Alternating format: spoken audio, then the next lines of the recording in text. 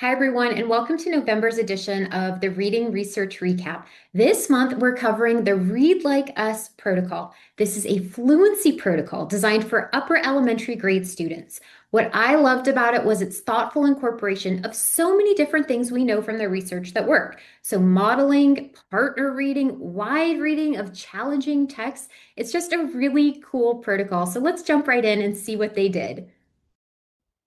Read Like Us starts with the teacher modeling the text, reading it out loud, followed by a few repeated readings and a final sort of performance of the text by the student.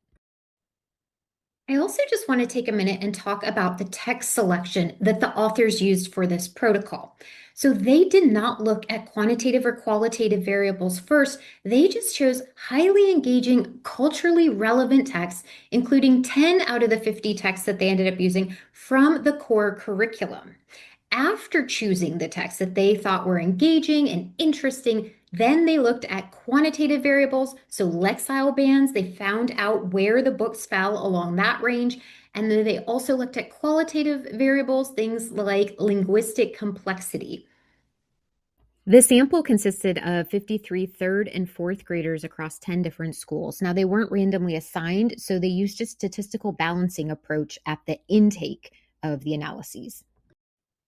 The results showed that students who participated in the Read Like Us protocol had enhanced or accelerated fluency growth. There was also a slight advantage in terms of vocabulary growth, but the same results weren't there for comprehension.